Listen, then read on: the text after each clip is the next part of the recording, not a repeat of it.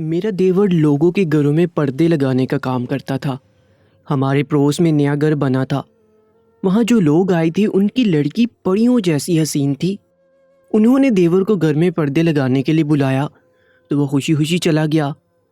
حیرت کی بات یہ تھی کہ وہ وہیں سے کھانا بھی کھا کر آتا اور کہتا، آج پردہ غلط لگ گیا، کل دوبارہ جانا پڑے گا۔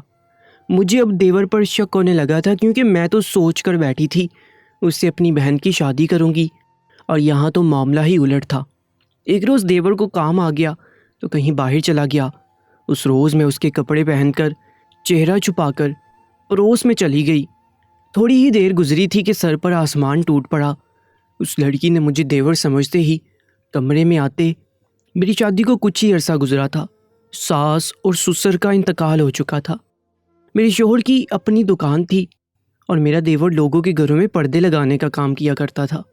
ایک روز میں گھر کا کوڑا پھینکنے دروازے پر گئی تو میری نظر ہمارے گھر کے سامنے والے گھر پر پڑی۔ وہاں کچھ لوگ شفٹ ہونے آئے تھے۔ ان کی بیٹی بہت حسین تھی، جیسے کوئی حور پڑی ہو۔ بلا شبہ وہ بہت حسین تھی۔ خیر، میں کوڑا پھینکنے کے بعد گھر آ گئی اور کاموں میں مگن ہو گئی۔ شام کے وقت صحن میں رکھی چارپائی پر بیٹھی سبزی کاٹ رہی تھی جو میرا دیور اپنے کمرے سے نکلا۔ وہ شاید جلدی جلدی کہیں باہر جانے کا ارادہ رکھتا تھا، لیکن ایسا کم ہی ہوتا تھا، اس لیے میں نے اسے عجلت میں کہیں جاتے ہوئے دیکھا تو پوچھ لیا کہ اتنی جلد بازی میں کہاں جا رہے ہو؟ وہ بھابھی سامنے والے گھر میں جو لوگ آئے ہیں انہوں نے پردے لگانے کے لیے بلایا ہے۔ وہ نئے نئے آئے ہیں نا، تو پڑوس کے چچا نے ان کو میرا بتایا تھا، اس لیے میں جا رہا ہوں۔ دیور نے جلدی سے اپنی صفائی پیش کی اور ایک لمحہ بھی ضائع کیے بغیر گھر سے باہر نکل گیا۔ میں اسے اتنی بےتابی سے باہر جاتے ہوئے دیکھ دنگ رہ گئی تھی، ورنہ میرا دیور تو تحمل سے کام کرنے والا انسان تھا، ہر کام میں ٹھہراؤ رکھتا تھا۔ نہ جانے اب ایسا کیا ہو گیا۔ خیر، میں سر جھٹکتے کام میں مصروف ہو گئی۔ رات کو میرے شوہر آئے تو میں نے کھانا لگایا۔ انہوں نے میرے دیور کی غیر موجودگی محسوس کرتے اسے فون کر کے کھانے کے لیے بلایا۔ اس نے کہا کہ اسے دیر ہو جائے گی، ہم کھانا کھا لیں۔ میں کھانے کے بعد رات میں باورچی خانہ سمیٹ رہی تھی جب دروازے پر دستک ہوئی۔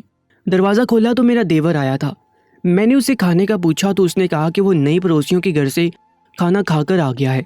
مجھے کافی حیرت ہوئی، کیونکہ میرا دیور ہمیشہ سے گھر سے ہی کھانا کھاتا تھا، چاہے وہ کتنی ہی دیر سے کیوں نہ آئے۔ میں دنگ رہ گئی تھی کہ رات کے اس وقت تک وہ صرف پردے ہی لگا رہا تھا۔ کیا پردے لگانے کا کام اتنا ہی مشکل تھا کہ اس میں صبح سے رات لگ جائے؟ مجھے اس کے انداز کافی کھٹک رہے تھے۔ دیور نے مجھے چائے بنانے کا کہا اور خود نہانے چلا گیا۔ میں جب چائے بنا کر اس کے کمرے میں گئی، وہ نہانے تو نہ گیا تھا، بلکہ وہ کسی سے بڑے پیار بھرے انداز میں باتیں کر رہا تھا۔ جیسے ہی اس کی نظر مجھ پر پڑی، اس نے فوراً سے کال کاٹ دی۔ میں حیران تھی، وہ تو گرمی گرمی کی رٹ لگا کر اندر نہانے آیا تھا، تو پھر فون پر کس سے لگا ہوا تھا؟ خیر، اس کا کوئی دوست بھی ہو سکتا تھا۔ مجھے میرے دیور کا رویہ بہت مشکوک لگ رہا تھا۔ میں وہیں کھڑے اس کے چہرے کے تاثرات دیکھنے لگی اور پھر سر جھٹکتی اسے چائے دے کر باورچی خانے میں آ گئی۔ اگلے روز میں سب کے لیے ناشتہ بنا کر ناشتے کی میز پر لگا رہی تھی۔ میرے شوہر اور دیور دونوں میز کے گرد رکھی کرسی پر براجمان تھے۔ آج کہاں جانے کا ارادہ ہے جو اتنی جلدی میں ناشتہ کر رہے ہو؟ کوئی ضروری کام ہے؟ میرے شوہر نے دیور سے پوچھا، جو جلدی جلدی میں ناشتہ کر رہا تھا۔ نہیں بھائی، ضروری کام نہیں ہے، بس نئے پڑوسی آئے ہیں، ان کے گھر پردے لگانے جانا ہے، انہوں نے بلایا ہے۔ میرے دیور نے چائے پیتے ہوئے کہا، خیریت؟ کل ہی تو تم پردے لگا کر آئے تھے۔ میں نے کرسی پر بیٹھتے ہوئے درمیان میں کہا تو میرے دیور نے مجھے دیکھا۔ میرے شوہر کی نظروں کا زاویہ میرے دیور پر ہی تھا۔ دراصل بھابھی کل میں لگا کر آیا تھا، لیکن آج انکل کا فون آیا تھا کہ پردے غلط لگ گئے ہیں، اس لیے دوبارہ بلایا ہے۔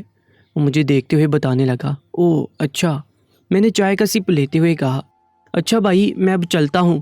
دیور نے میرے شوہر سے کہا اور گھر سے چل دیا۔ کچھ دیر بعد میرے شوہر بھی کام پر روانہ ہو گئے اور میں گھر کے کاموں میں مصروف ہو گئی۔ گھر کے کاموں سے فارغ ہوئی تو طبیعت بوجھل ہونے لگی، اس لیے کمرے میں جا کر لیٹ گئی۔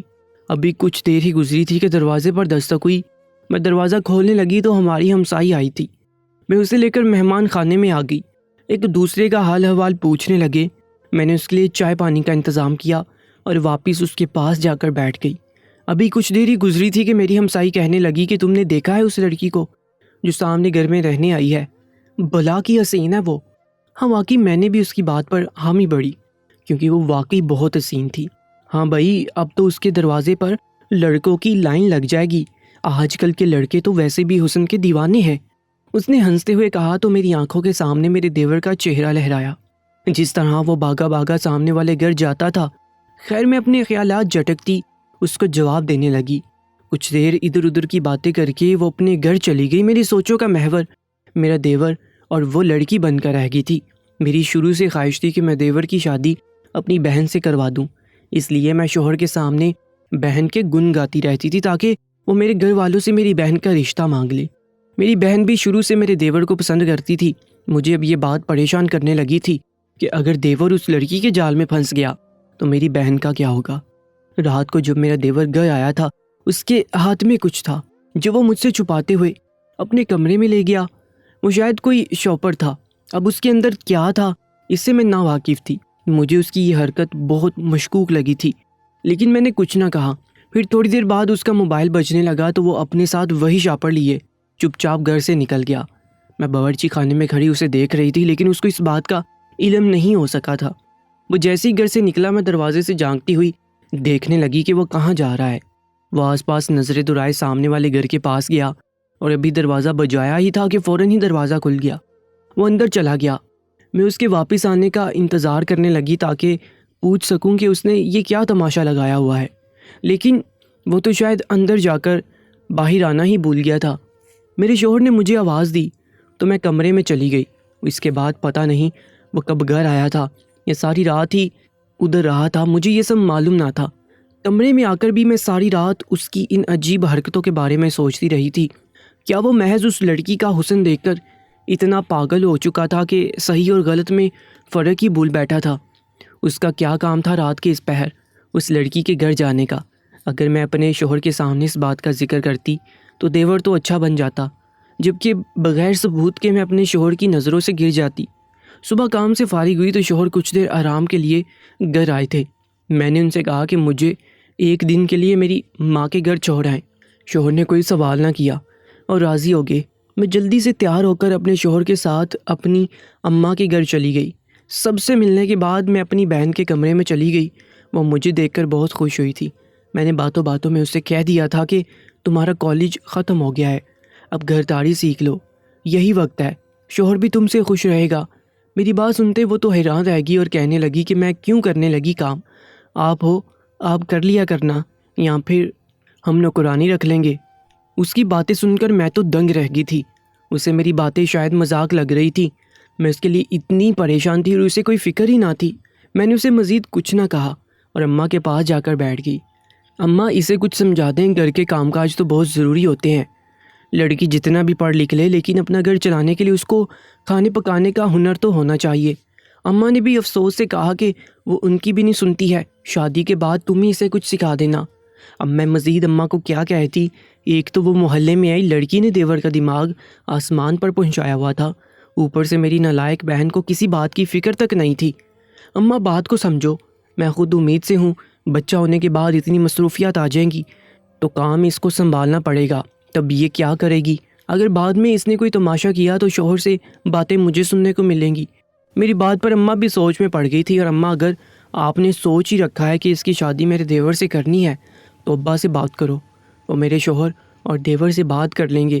میں نے مشورہ دیتے ہوئے کہا لیکن پہلے تمہارے شوہر اور دیور کی رضامندی ہو تو ہی میں تمہارے ابا سے بات کروں گی، اس لیے اب تم ان سے بات کرو، شادی نہ صحیح منگنی کی رسم کر لیتے ہیں، شادی کچھ عرصے میں کر لیں گے۔ اماں کی بات مجھے درست لگی تھی، میں نے ہاں میں سر ہلا دیا تھا۔ بس اب دعا یہی تھی کہ وہ لوگ راضی ہو جائیں تو میری بہن میرے ساتھ ایک ہی گھر میں آ جائے گی، اور جب اس کے سر پر آئے گی تو وہ خود بھی کھانا پکانا بھی سیکھ لے گی۔ میں نے ارادہ کر لیا تھا کہ گھر جاتے ہی اپنے شوہر سے اس موضوع پر بات کروں گی۔ اگلے روز صبح ہی میرے شوہر مجھے گھر لینے کے لیے آ گئے تھے۔ اتوار کا دن تھا، اس لیے میرے شوہر بھی گھر ہی تھے۔ دکان بند تھی لیکن دیور تو اب گھر میں رکتا ہی نہ تھا، بے وقت پردے کا وہی بہانہ لگا کر گھر سے نکل جاتا اور دیر رات واپس آتا تھا۔ مجھے اب فکر ہونے لگی تھی کہ کہیں میرا دیور میری بہن سے شادی کے لیے منع نہ کر دے۔ میں سین میں رکھی چارپائی پر اپنے شوہر کے ساتھ بیٹھی باتیں کر رہی تھی، دروازے پر دستک ہوئی۔ دروازہ کھولا تو سامنے ہی وہی خوبصورت لڑکی میرے گھر کی دہلیز پر کھڑی تھی۔ میں نے اسے آنے کی وجہ پوچھی تو اس نے بریانی کی پلیٹ آگے کی، میں اسے گھر کے اندر لے آئی۔ میرے شوہر اسے ہی دیکھ رہے تھے۔ میں نے ان سے کہا کہ وہ میرا فون کمرے میں ہے، لا دیں۔ مجھے اس کے علاوہ کوئی بہانہ سمجھ نہ آیا تھا، کیونکہ میں نہیں چاہتی تھی میرے شوہر اسے مزید دیکھیں اور دیور کی طرح اس کے حسن کے دیوانے ہو جائیں۔ میں نے جلدی سے برتن خالی کر کے اسے پکڑایا اور جلدی سے بھیج دیا، یہ لو موبائل۔ اور وہ لڑکی چلی گئی۔ چائے کے لیے نہیں روکا تم نے اسے؟ میرے شوہر نے مجھ سے پوچھا تو میں نے گور کر انہیں دیکھا۔ شاید وہ میرے خراب موڈ سے سب کچھ سمجھ گئے تھے، اس لیے جھگڑا نہ ہو جائے، اس لیے وہ چپ کر کے کمرے میں چلے گئے۔ مجھے غصہ تو بہت آیا لیکن میں خاموش رہی۔ بریانی کی کافی اچھی خوشبو آ رہی تھی۔ اکیلے کھانا مناسب نہ لگا تو اپنے شوہر کو لیے میں بھی کمرے میں لے گئی، اور شاید یہیں پر مجھ سے پھر غلطی ہو گئی تھی۔ ان کو بریانی بہت پسند آئی تھی، لذیذ تو واقعی تھی، لیکن مجھے اپنے شوہر کا یوں تعریف کرنا اچھا نہ لگا تھا۔ دل میں ایک خوف سا پیدا ہو گیا تھا۔ تبھی میرے شوہر بولے، نئے ہمسائے ہیں وہ ہمارے، تم بھی ان سے بات چیت کر لیا کرو، یہ ہمارا فرض ہے، اور ویسے بھی ہو سکتا ہے کبھی مشکل وقت میں کوئی کام پڑ جائے۔ مجھے ان کی یہ بات تو درست لگی تھی، میں تو فضول میں اپنے شوہر کے بارے میں اتنا غلط سوچے جا رہی تھی۔ دیور کی حرکتوں نے میرے دل میں ہر کسی کے لیے شک پیدا کر دیا تھا۔ اپنی جگہ تو میں بھی صحیح تھی، وہ میرا شوہر تھا، میں کیوں اس کی ذرا سی توجہ بھی کسی کی طرف برداشت کرتی، لیکن وہ میرے ساتھ مخلص تھا۔ اگلے روز میں نے پلاؤ بنایا تو سوچا اس لڑکی کے گھر دے آؤں، کیونکہ وہ کل بریانی جو لے کر آئی تھی، اسی بہانے میں اس کا گھر بھی دیکھ لوں گی اور دیور کا جھوٹ بھی پکڑ لوں گی کہ وہ وہاں پر پردے لگانے جاتا ہے یا کچھ اور کرنے میں۔ برتن میں پلاؤ میں ڈالے، چادر اوڑھ کر گھر سے نکلی اور اس کے گھر کا دروازہ بجایا۔ وہ لڑکی مجھے دیکھ کر بہت خوش ہوئی تھی۔ میں نے اسے پلاؤ کی پلیٹ تھمائی تو وہ جلدی سے باورچی خانے میں چلی گئی اور میری پلیٹیں دھو کر ایک سائڈ پر رکھ دے۔ اس نے خوش دل سے شکریہ کہا۔ میں پلیٹ اٹھا کر جانے لگی تو وہ اصرار کرنے لگی کہ میں چائے پی کر جاؤں۔ مجھے اس کو منع کرنا کافی برا لگ رہا تھا۔ میں سوچ رہی تھی کہ کیا پتا جو کچھ میں سمجھ رہی ویسا کچھ نہ ہو اور یہ سب میرا وہم ہو، اس لیے میں نے اس کی اصرار پر حامی بھر لی اور چائے کے لیے رک گئی۔ میں نے کوشش کی کہ دوسرے کمرے میں جا کر ایک بار دیور کے لگائے گئے پردے دیکھاؤں، لیکن پھر سوچا کہیں اسے نہ لگے کہ میں چور ہوں، اور یہ حرکت واقعی بہت بری تھی۔ میں چائے پی کر جانے ہی لگی تھی کہ ان کے دروازے پر دستک ہوئی۔ اس لڑکی نے جیسے ہی دروازہ کھولا، میرا دیور اس کی دہلیز پر کھڑا تھا۔ وہ مجھے وہاں دیکھ کر گھبرا گیا۔ بھابی آپ یہاں؟ میرے دیور نے گھبراتے ہوئے پوچھا۔ پلاؤ بنایا تھا تو دینے آئی تھی، میں نے جواباً کہا۔ اور تم کیا کر رہے ہو؟ میں نے سوالیہ نظروں سے اسے گھورتے ہوئے کہا۔ میں پردے صحیح لگانے آیا تھا، انکل نے بلایا ہے، میرے دیور نے کہا۔ مجھے اس کے اس بہانے پر غصہ آیا تھا، کیسے وہ میری آنکھوں میں دیکھ کر جھوٹ بول رہا تھا۔ بھلا ایسے کون سے پردے تھے جو اتنے دنوں سے لگ ہی نہیں رہے تھے؟ لیکن میں مجبوراً اسبات میں سری لاتی ہوئی گھر آ گئی۔ میں چھت پر جھانکتے ہوئے انتظار کرنے لگی کہ آج تو دیکھ کر رہوں گی کہ میرا دیور کب اس کے گھر سے باہر نکلے گا۔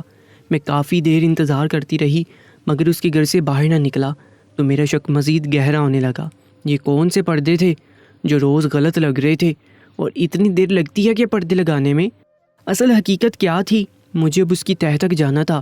میں انہی سوچوں میں گم نیچے آ کر گھر کے کاموں میں مصروف ہو گئی۔ رات کو میرا دیور آیا تو میں نے اسے کھانے کا پوچھا تو اسے روز کی طرح وہی جواب دیا کہ وہ کھا کر آیا ہے اور اپنے کمرے میں چلا گیا۔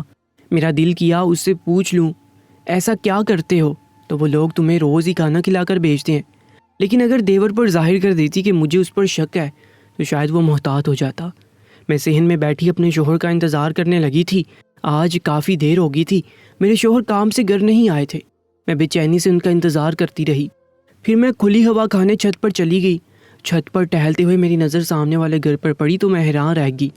میرے شوہر سامنے والے گھر سے نکل رہے تھے۔ میرے تن بدن میں آگ سی لگ گئی تھی، کچھ سمجھ نہیں آ رہا تھا کہ کیا کروں۔ پہلے تو بس دیور تھا، لیکن اب تو میرا شوہر ایسے کام کرنے لگ گیا تھا۔ اتنے میں دروازے پر دستک ہوئی، میں نے دروازہ کھولتے ہی ہنگامہ برپا کر دیا۔ میرے شوہر حیرانگی سے مجھے دیکھ رہے تھے، وہ مجھے پاگل بنا رہے تھے، لیکن انہیں نہیں معلوم تھا میں انہیں رات کے اس پہر سامنے والے گھر سے نکلتے ہوئے دیکھ چکی ہوں۔ کافی دیر میں انہیں باتیں سناتی رہی اور وہ خاموشی سے سنتے ہوئے میری طرف ایک خاموش نظر ڈالے کچھ کہے بغیر ہی چپ چاپ کمرے میں جا کر سو گئے۔ میں غصے میں آپے سے باہر ہو رہی تھی، سمجھ نہیں آ رہا تھا کیا کروں۔ ساری رات غصے میں ٹہلتے ہوئے گزاری تھی۔ جب کمرے میں گئی تو وہ سو چکے تھے۔ میں بھی آرام سے لیٹ گئی اور سوچتے ہوئے علم ہی نہ ہوا کب آنکھ لگ گئی صبح اٹھی تو میرے شوہر کام پر جا چکے تھے۔ دیور باورچی خانے میں اپنے لیے ناشتہ بنا رہا تھا۔ مجھے آرام سے بیٹھنے کا کہا اور بتایا کہ آپ کا بھی ناشتہ بن گیا ہے۔ پہلے میرا دیور ایک ہوٹل میں کام کرتا تھا، اس لیے اسے کھانا بنانا آتا تھا، لیکن وہ گھر میں کھانا نہیں بناتا تھا کیونکہ اس نے اپنا پیشہ جو بدل لیا تھا۔ اب وہ اپنا باہر کا کام کرتا یا گھر کا، اور مجھے بھی اسے کام کروانا اچھا نہیں لگتا تھا، اس لیے خود ہی کرتی تھی۔ لیکن کل اتنا غصہ کرنے کی وجہ سے اب میرے سر میں شدید درد تھا۔ میں اپنا سر تھامے بیٹھی ہوئی تھی کہ میز پر رکھا میرے دیور کا موبائل بجنے لگا۔ مجھے شک ہوا، اس لیے میں نے اخلاقیات کے دائرے سے نکلتے ہوئے فون اٹھایا تو سامنے وہی لڑکی کال پر موجود تھی۔ سلام کر کے وہ پوچھنے لگی کہ میرا دیور کب اس کے گھر آئے گا۔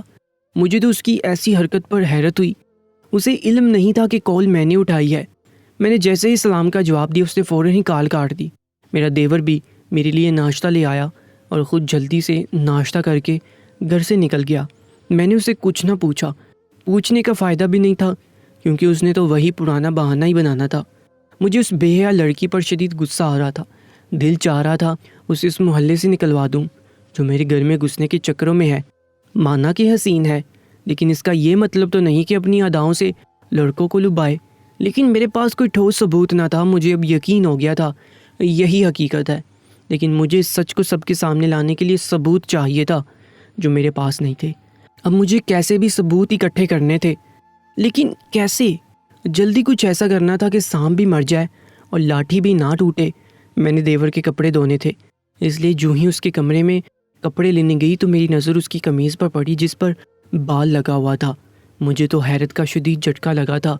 اب تو حد ہی ہو چکی تھی، اتنی بے حیائی کی نہ مجھے دیور سے امید تھی اور نہ ہی اس لڑکی جو سب کے سامنے معصوم بنتی۔ اندر سے توبہ توبہ، جتنی حسین وہ لڑکی تھی اتنی ہی بے حیا بھی تھی۔ میرے تو تن بدن میں آگ لگ گئی تھی کیونکہ اب تو میں اپنے دیور کی شادی بہن سے ہرگز نہیں کر سکتی تھی۔ سمجھ نہیں آ رہا تھا کیا کروں۔ دل چاہ رہا تھا سب کچھ چیخ چیخ کر بتاؤں کہ اس لڑکی کے معصوم چہرے کے پیچھے کیسا بے حیا اور مکار چہرہ چھپا ہوا ہے۔ اگر دیور کے ساتھ وہ یہ سب کر چکی ہے تو کہیں میرے شوہر کے ساتھ بھی تو نہیں؟ نہیں، ایسا نہیں ہو سکتا۔ میں نے جلدی سے کمرے میں جا کر اپنے شوہر کے کپڑوں کو اچھے سے دیکھا تھا، بلکہ سونگا بھی تھا، اور ایسا کچھ بھی ظاہر نہ ہوا جس کی بنا پر میں اس کے کردار پر شک کرتی۔ مجھے اب جلد ثبوت چاہیے تھا تاکہ اس مصیبت سے جان چھڑوا سکوں۔ میں نہیں سوچوں میں گم تھی، کچھ سمجھ نہیں آ رہا تھا۔ میں جتنا اس بارے میں سوچتی اتنا ہی پریشان ہو رہی تھی، جس کی وجہ سے طبیعت بھی بگڑ رہی تھی۔ میرے پاس ان کی کھلے عام بے حیائی کا کوئی ثبوت نہ تھا۔ خدا کی کرنی ایسی ہوئی کہ ثبوت خود ہاتھ لگنے والا تھا۔ اس روز دیور جلدی میں گھر سے جانے لگا تو اس نے بتایا کہ اس کے پرانے دوست کا ایکسیڈنٹ ہو گیا ہے۔ وہ اتنی جلد بازی میں تھا کہ فون گھر پر ہی بھول گیا۔ اس کے جانے کے بعد میں نے اس کا فون اٹھا کر کمرے میں رکھ دیا۔ تھوڑی ہی دیر گزری کہ اس پر کال آنے لگی۔ میں نے دیکھا تو وہی لڑکی تھی۔ اس نے فون اٹھاتے ہی اپنے گھر آنے کا کہا۔ میں نے بنا کچھ کہے کال کٹ کر دی۔ صحیح موقع تھا سچ جاننے کا۔ میں نے اپنے دیور کے کپڑے پہنے اور اپنے منہ کو اچھی طرح رومال سے ڈھانپ کر اس کے گھر چلی گئی تاکہ اسے پتہ نہ چلے کہ دیور نہیں بلکہ میں ہوں۔ گھر کا دروازہ کھلا ہوا تھا۔ میں کمرے میں جا کر کھڑی ہوگی۔ تھوڑی ہی دیر گزری تھی کہ وہ لڑکی کمرے میں داخل ہوئی۔ میرے سر پر آسمان ٹوٹ پڑا۔ اس لڑکی نے مجھے دیور سمجھتے کمرے میں آتے ہی میں حیرت سے اسے تکنے لگی۔ جب اس نے دیور کی جگہ مجھے دیکھا تو شرم سے سر نیچے کر لیا اور ہلکی سی آواز میں بولی کہ بھابھی آپ یہاں کیسے؟ میں کیا کہتی؟ مجھے تو خود چپ لگ گئی تھی۔ تم مجھے اب سب سچ سچ بتاؤ، کون سے پردے ہیں جو خراب لگتے ہیں؟ یہ سب کیا تھا جو تم نے کیا؟ تم روز اسے کیوں فون کر کے بلاتی ہو؟ وہ کیوں اتنی دیر تمہارے گھر میں رہتا ہے؟ کیا رشتہ ہے تمہارا اس سے؟ مجھ سے مزید سب برداشت نہ ہوا تھا، اس لیے ایک ہی سانس میں اسے کئی سوال کر ڈالے۔ وہ خاموشی سے مجھے دیکھنے لگی اور کہا کہ میں تحمل سے بیٹھ کر اس کی بات سنوں۔ میں نے حامی بڑھ لی اور چارپائی پر بیٹھ گئی تو وہ بولنا شروع ہوئی کہ اس کی ماں ایک حادثے میں مر چکی تھی، جبکہ اس کا باپ معذور ہو گیا تھا۔ اس کا ایک بھائی تھا جو گھر سنبھال رہا تھا اور وہ میرے دیور کا دوست تھا۔ اس کے دوستوں کا آپس میں کوئی لڑائی جھگڑا ہوا، اس وقت وہ بھی وہیں موجود تھا۔ بات اتنی بگڑی کہ ایک لڑکے نے فائر کر دیا اور اس کا بھائی اسی وقت دم توڑ گیا۔ تو میرے دیور ان دونوں کی ذمہ داری لی اور ان کو اس محلے میں گھر دلوا دیا۔ میرا شوہر اس بات سے پہلے تو واقف نہ تھا، لیکن جب اس روز وہ لڑکی گھر آئی تو وہ اسے پہچان گیا تھا، اس لیے اس کے گھر بھی گیا تھا۔ تب اس کے بابا نے میرے شوہر کو سب سچ بتا دیا تھا۔ شوہر میرے سامنے چپ اس لیے رہا کیونکہ میں حاملہ تھی اور شاید اسے ڈر تھا سچ جان کر میں کچھ غلط نہ سوچنے لگ جاؤں۔ میرا دیور پردوں کا بہانہ کر کے اس کے گھر راشن دے جاتا اور معذور باپ کو نہلا کر اپنے ابا کی طرح ان کا خیال رکھتا۔ تب اس نے بتایا کہ میرے شوہر اور اس کے ابا کی موجودگی میں دیور اسے نکاح کر چکا ہے، وہ اس کی بیوی ہے، کوئی غیر نہیں۔ اس کی باتیں سن کر مجھے اس پر ترس آیا تھا۔ اگر میرا دیور اس کی مدد نہ کرتا تو ہمارے معاشرے میں موجود حیوان شاید اسے نوچ کھاتے۔ میں نے سچ کو کھلے دل سے تسلیم کر لیا تھا۔ میری بہن کا ویسے ہمارے ساتھ گزارا مشکل ہی تھا، اس لیے ابا نے اس کا رشتہ کھلے ماحول کے لوگوں میں طے کر دیا تھا جہاں نوکر چاکر موجود تھے۔ وہ مجھ سے ناراض ہوئی تھی، لیکن زندگی بھر کے پچھتاوے سے بہتر وہ ناراضگی تھی جو کچھ دنوں بعد ختم ہو گئی تھی۔ میری دیورانی نے گھر کو اچھے سے سنبھال لیا تھا۔ میری بیٹی کی پیدائش ہوئی تھی، اس دوران اس نے میرا بہت خیال رکھا تھا۔ میں آج بھی اپنی سوچ پر شرمندہ ہو جاتی ہوں۔ شکر ہے کہ اللہ نے میرا پردہ رکھ لیا۔ ہم چاہتے ہیں ہمارا پردہ رکھا جائے، لیکن اگر ہمیں کسی اور کی کوئی حقیقت پتہ چلتی ہے تو ہم بغیر سوچے سمجھے دوسروں کے سامنے ان کے عیب عیاں کر دیتے ہیں۔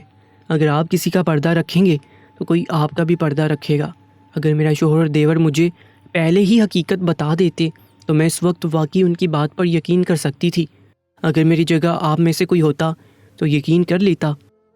اس جہنم میں آئے ہوئے آج مجھے 10واں روز تھا۔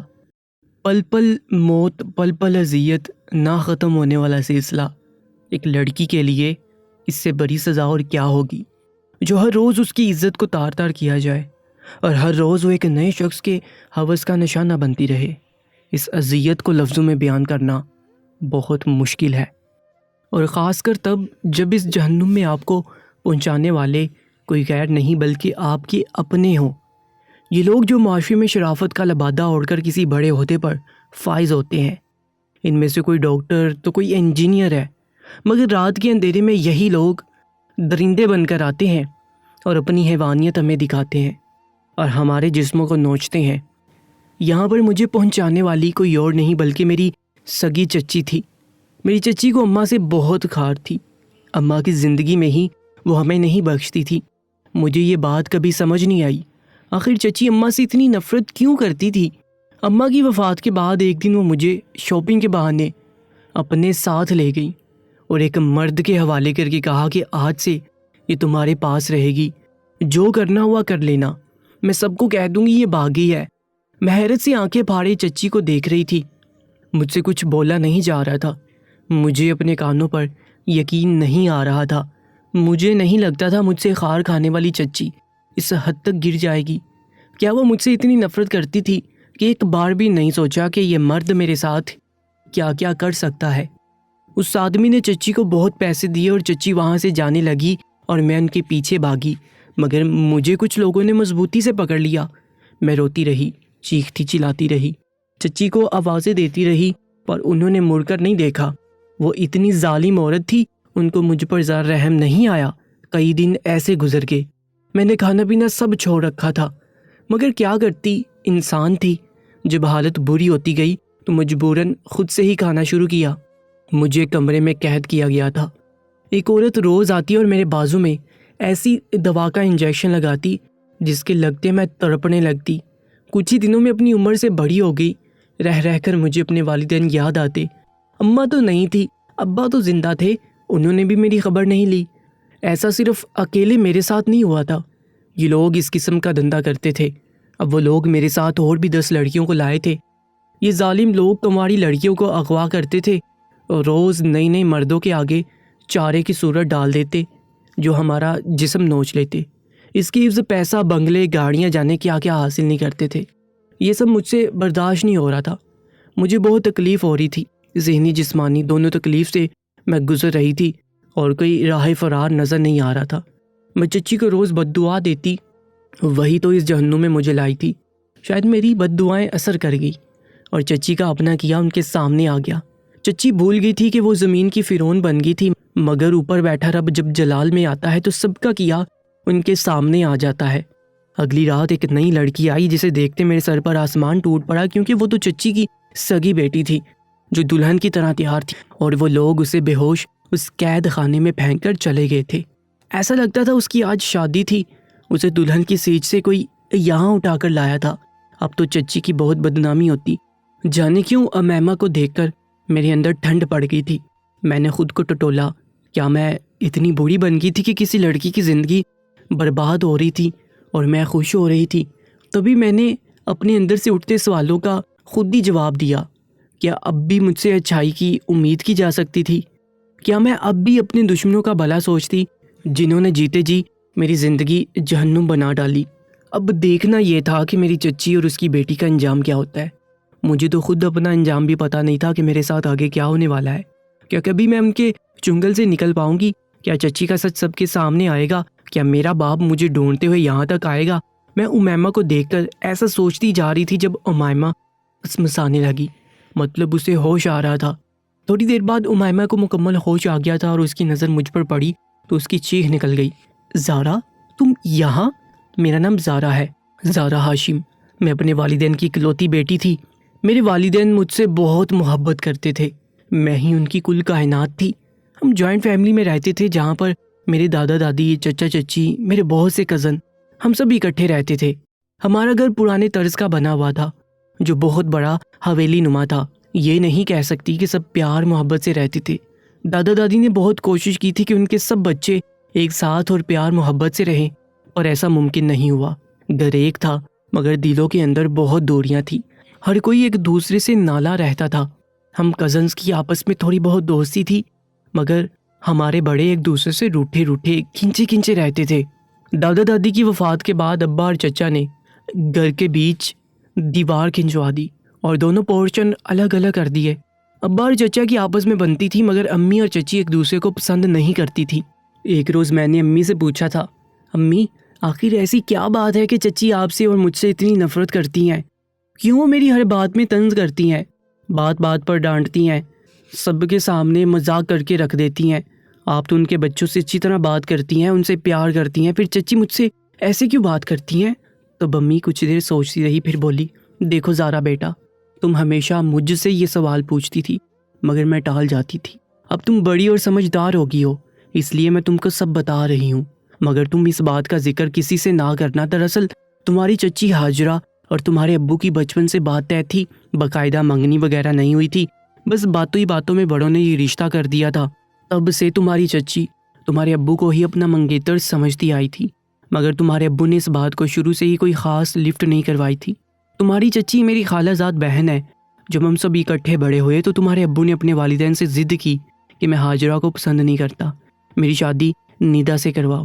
تمہارے دادا دادی نے تمہارے ابو کو بہت سمجھایا، ہر طرح سے سختی کی، مگر تمہارے ابو ماں باپ کے لاڈلے تھے، اپنی بات پر ڈٹے رہے۔ ہولے ہولے یہ بات پھیلتی گئی۔ ہاجرہ کو جب یہ بات پتہ چلی تو وہ غصے سے پاگل ہوگی اور مجھ سے لڑنے پہنچ گئی اور مجھ پر الزام لگا دیا کہ میں نے ہاشم کو اپنی اداؤں سے بھڑکایا ہے۔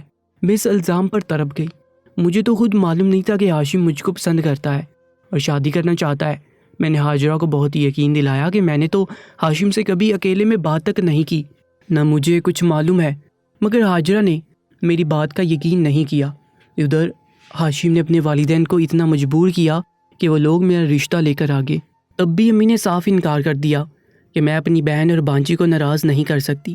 میں نے بھی امی کو کہا کہ آپ نے صحیح فیصلہ کیا، مگر ہاشم نے اپنے قدم پیچھے نہیں ہٹائے۔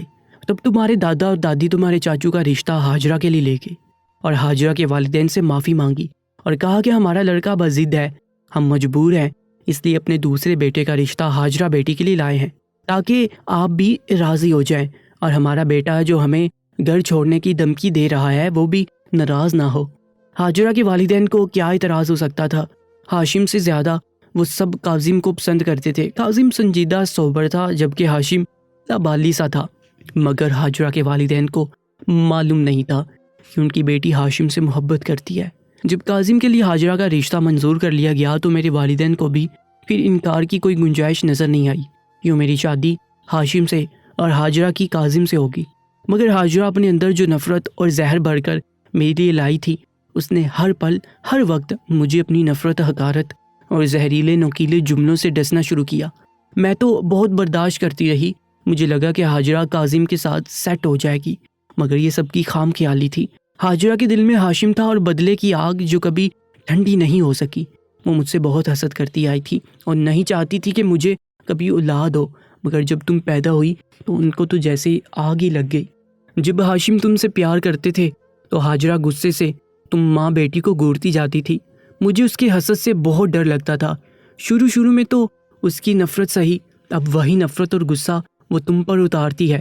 امی کی ساری بات سن کر میں حیران رہ گئی تھی اور مجھے وجہ سمجھ آ گئی تھی کہ چچی مجھ سے اور میری ماں سے اتنی نفرت کیوں کرتی تھی، مگر مجھے معلوم نہیں تھا کوئی اپنی نفرت کی آگ میں اس حد تک بھی گر سکتا ہے کہ پرائی بیٹی کی عزت کا بھی سودا کر سکتا ہے۔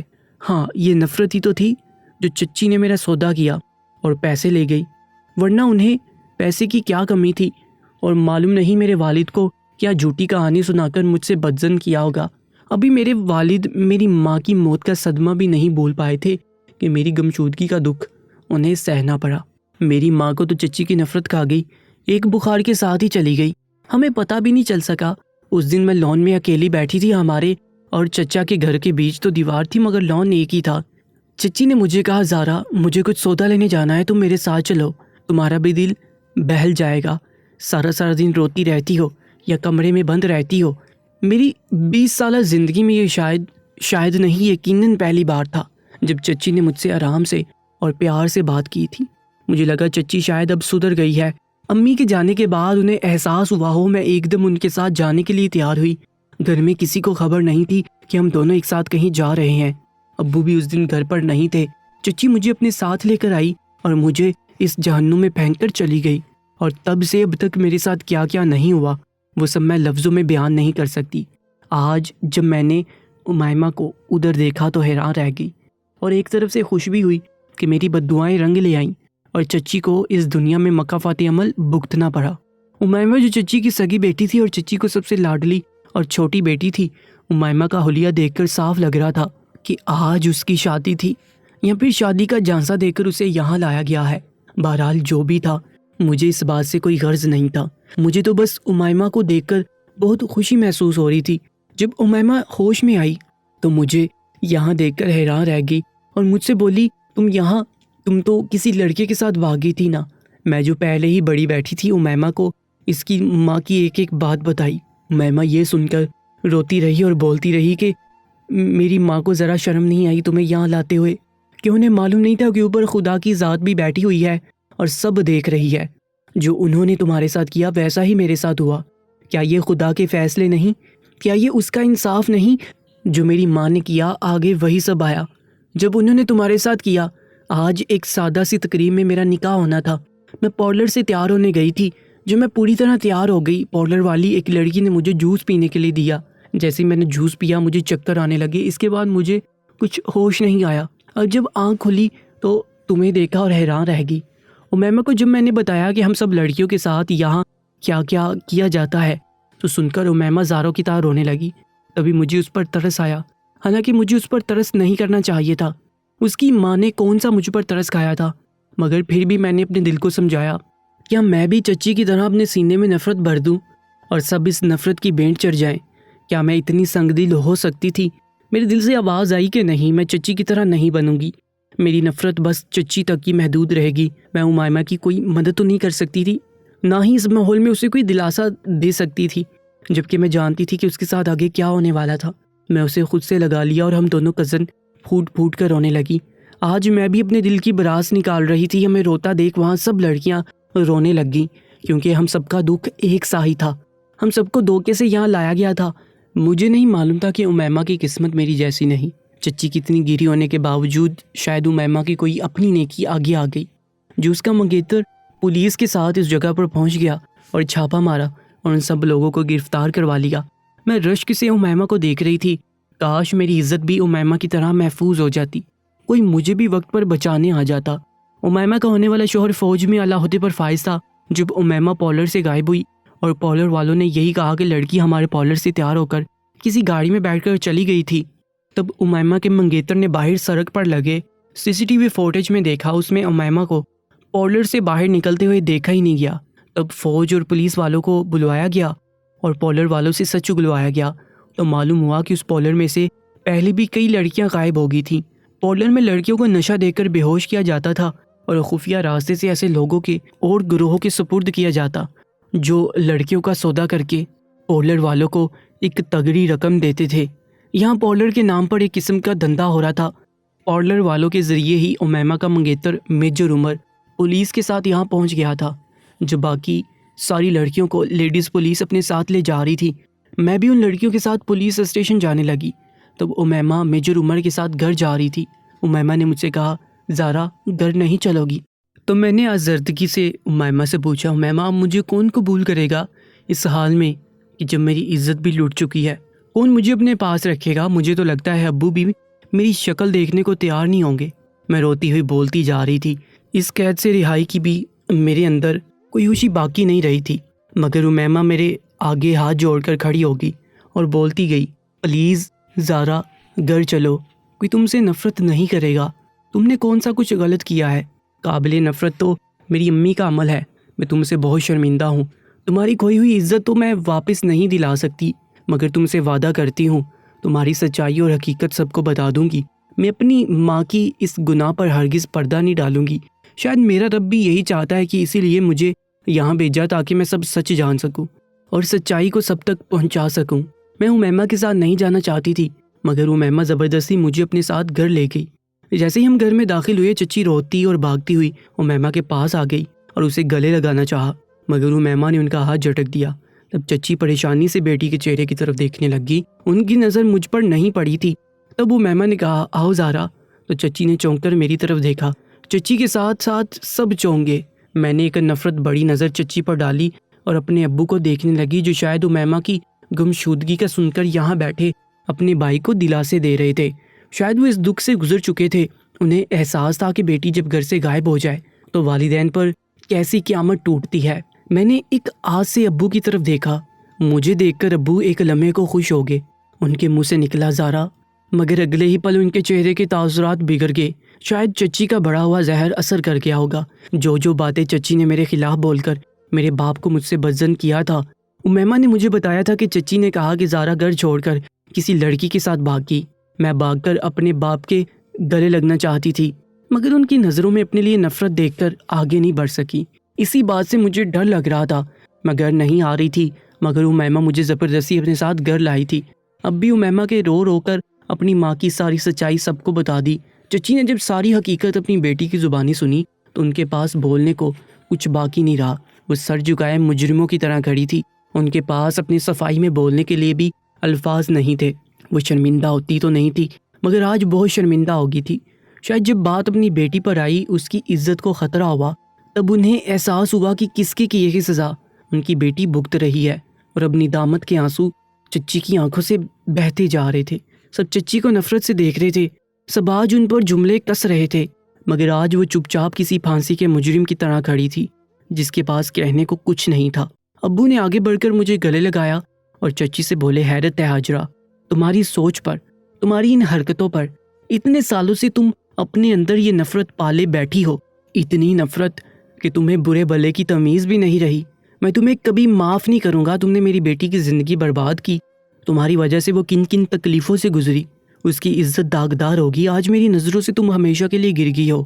اب باقی باتیں سن کر بھی چچی کا جھکا ہوا سر اوپر نہیں اٹھا۔ تب چچا بولے، ہاجرہ مجھے لگا تم سب بھول گئی ہو اور میرے ساتھ اپنی زندگی میں خوش ہو۔ آج مجھے بہت افسوس ہو رہا ہے۔